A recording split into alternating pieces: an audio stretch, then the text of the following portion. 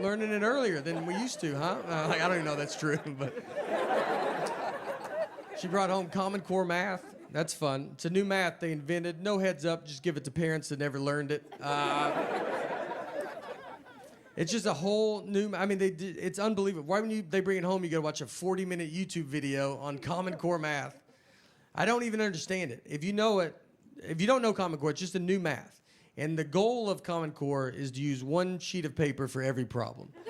You just want to keep breaking the problem down. You put the problem at the top, and it just keeps going. And then what's even funnier is you see old math in the middle of it. As you break it down, old math gets in there, and you're like, oh, just do that at the top. I don't even know what we're doing. And it's not like old math isn't working. I mean, old math's doing, I don't get incorrect change everywhere just going, this stupid old math.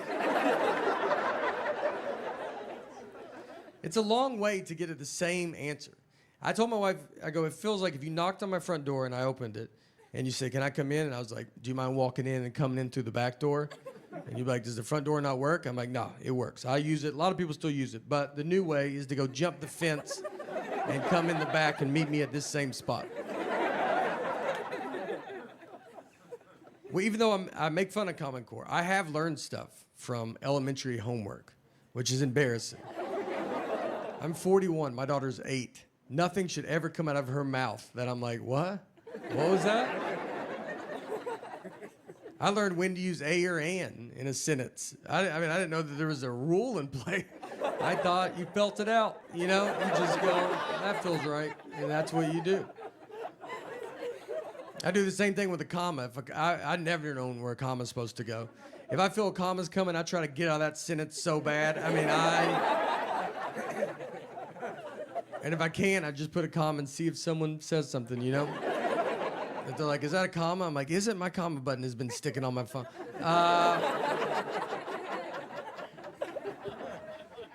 I remember nothing from school. People talk about history to me, and I'm like, I don't know when you guys learned that. I think we skipped all of this. I almost didn't graduate high school. I had an F in science. I was taking a class called science my senior year in high school. I mean, I had an F, and my dad went and talked to the teacher and just said, look, just give him a D. He's not going to do science stuff. And the teacher agreed to it. She was that confident I wouldn't touch the science world. We took ACTs, and I got a 17 on it. And if you don't know ACTs, I mean, 18 is, they're like, that's not good, man, but you made it. 17, they're like, are you enrolled in this school? Like, what are you doing? The only thing I remember is in 7th grade, we had a kid fist fight our PE teacher. That stuck with me. I mean, he was too old to be in 7th grade. He drove to 7th grade. If you're a 7th grade teacher and one of the kids drives, you just know you got to fight that kid one day. Like, I mean, it's just happening. Like, people always talk to me very easy too, or dumb. Like if I talk to a stranger, I can always feel it. And I think it's my eyes. I have big eyes, you know?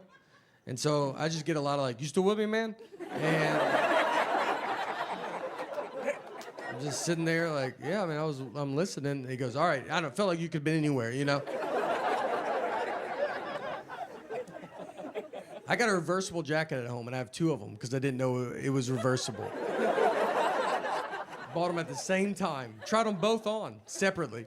Like the black one, thought might as well get the blue one too. Went and laid them up there, and I remember they go, are you sure? I go, yeah, I think I know what I'm doing here, right?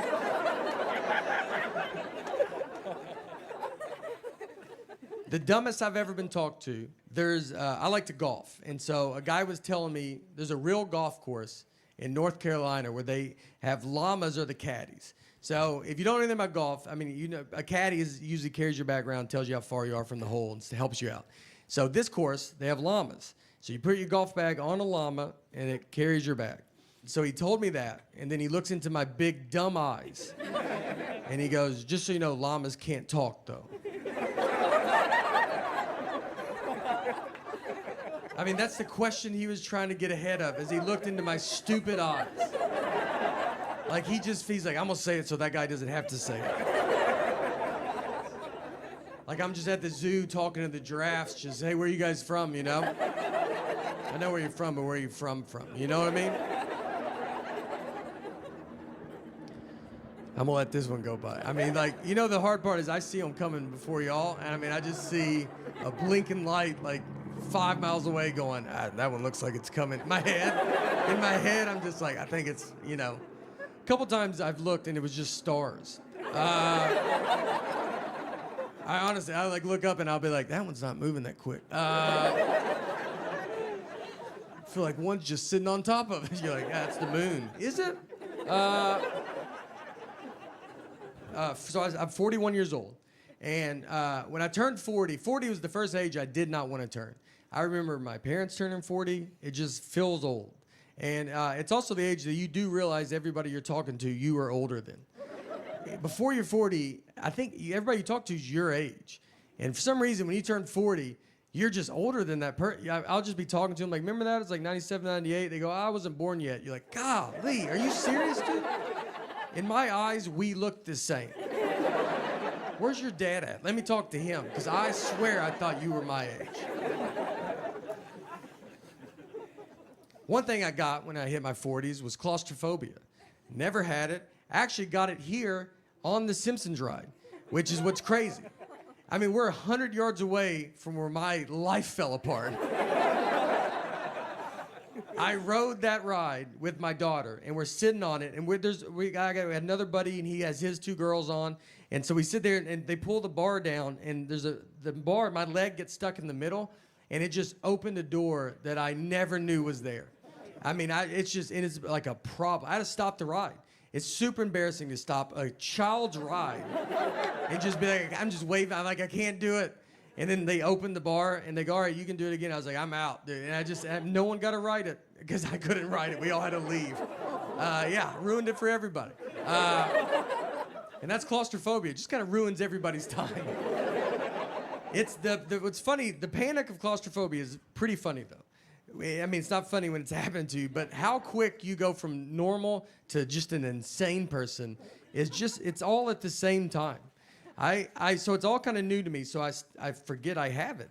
And I'll put myself in a situation and I go, there it is. I got an Uber once with like 7 people. And so we get in, I'll get in the 3rd row trying to be a good guy. And I climb in the back, they put all the seats up and it just starts hitting me. And I mean, I'm back there, you're like, just trying to be normal, you know, you're not talking. And then you just go, hey, you think you could roll the window down? You know what? Can everybody just get out of the van real fast?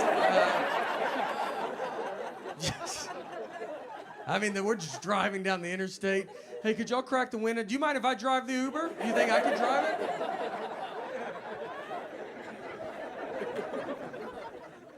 So I was born in 1979.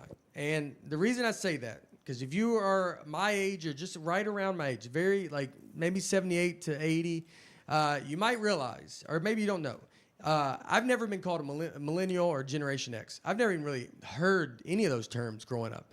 And now you hear them all the time. So I looked it up to try to see, I was like, what am I? And I'm technically nothing. I'm on a cusp. I'm a generation gap. And what we are called Zennials, or we're called the Oregon Trail generation, or we are called, my favorite name is the lucky ones. And it's true, we're very lucky. We actually grew up in 2 different worlds. When I was a kid, I grew up like it was the 50s. Like you would go outside and your parents just didn't know where you were. We went to school and played Oregon Trail on a computer at school. No one had a computer at home. It's like, what are you, a zillionaire? Like, I mean, you could. But then in high school, I had AOL. You know, we had a computer at home. Then I got a beeper, and then I got a cell phone. I didn't have social media until I was 26 with MySpace. You know, I mean, social media, like, whatever I did in high school is a rumor. It can't ruin my life. So if you're around my age, you might realize, like, you just end up always kind of being in the middle. Like, I understand when a Gen Xer says something, you're like, I get it. And Millennial says something, you're like, no, I get it. You always just feel in the middle. And these groups all hate each other. And the most I've ever felt where I was in the middle was just this one hotel that I stayed at. So a lot of hotels now, they have Chromecast, and you can watch like Netflix in your hotel room. So I get in my room, and I turn it on, and my Chromecast is not working. So I call down to the front desk, and the oldest voice I ever heard answered the phone. This guy was a Civil War survivor. I mean, he was the age where you just go, thank you for your service. And it's like, was in the Army? You're like, probably, man. I mean, there's an age where like they all had to go at that age, so just say it. So I tell him, I go, hey, my Chromecast is not working. And I could have just made up a word. I mean, he's never heard of that. I could have said, my beat bop broke. I mean, he asked if I was staying at that hotel. That's how he goes, are you staying here? I was like, do you think I've called the front desk from a different hotel room? So he goes, look, I don't know what this is, but there's a younger guy here. I'm going to send him up. He'll be able to help you. And I was like, great. So that guy comes up, and he knocks on my door. I open it. He's my dad's age. And I mean, right when I see him, you're like, all right, dude, we don't have to do this. You know, I mean, I know you've heard of it, but you're not, if I can't fix it, you're not going to be able to fix it. But he's the generation that still wants to give it a try. So I got to let him in. So he comes in my room, sits on my bed, a little too far back, I thought. I just remember like the back of his calves were touching the bed, and I was like, are your feet dangling? How far back are you gonna go? Are you cold? Do you want some covers, man? He gets the remote and just starts pressing all the buttons, and I said, I don't know if that's gonna do it. And he goes, let's just keep trying it though. I go, all right. I'm gonna turn the shower on, open a window, let's try everything. You know, let's just see, maybe it turns on. Who knows? Maybe it's all connected. So we can't get it. And he goes, all right. He goes, there's a younger guy. He's about to come to work. And at this point, I'm like, I'm the younger guy, man. I was like, it's all right, dude. I don't need it. And he goes, no, it's a millennial. And I was like, all right, now we're getting somewhere, you know? This is what the millennial does. He was born with technology. He's gonna know how to fix this. I was excited. I was like, great. He goes, he comes to work in an hour. I go, wonderful. And let me tell you, you know how quick that millennial fixed it? Well, I'll never know, because he just didn't come to work that night. So didn't call in, nothing. And I found out because the old guy called me because he was supposed to fill in for him. He was furious, dude. Like, he hates that millennial. He goes, he never comes to work. He doesn't take it serious. He's got a peanut allergy. And I was like, all right, well. I ended up fixing it myself because it was just unplugged. So that's my fault. The next morning, I dealt with my daughter's generation, which is a generation that I feel like just thinks about themselves, you know? And so I go down to the breakfast, they have the breakfast buffet. So we're all going through it, this little girl's in front of me, and she has waffles. So she gets a waffle, and there's a coffee pot worth of syrup sitting on a plate. So it's like you pour it, and then you leave it back on the plate, and then you go and eat your breakfast. So she gets the syrup, and she just takes it to her table. So now the syrup's gone. And I see this happen, but no one else does. So I'm hearing other people go through, and they're asking where the syrup's at. And it's starting to become a problem. I mean, people are like, where's the syrup? And the hotel's like, I don't know. That's all the syrup we have was out there. And I know where it's at, but I'm not trying to get involved, you know? I didn't wake up and just think, I hope I get to talk to everybody this morning. I mean, when you roll out of bed, you're not like, I hope I'm about to get in the thick of it down there. So I'm just trying to say stuff as I walk by people. I'm like, maybe someone took it to their table. Look around, maybe. I just like keep going. Do you see that little girl's table over there? Maybe they have it. And no one's picking up on this, so I just have to go get it. And this girl's sitting with a bunch of her friends. So I go over to them, and I was like, hey, can we get that syrup back? That's kind of for the entire hotel. And they go, whatever. All of them just blew me off. And then the father in me kicks in. I go, all right, well, just a heads up, just so you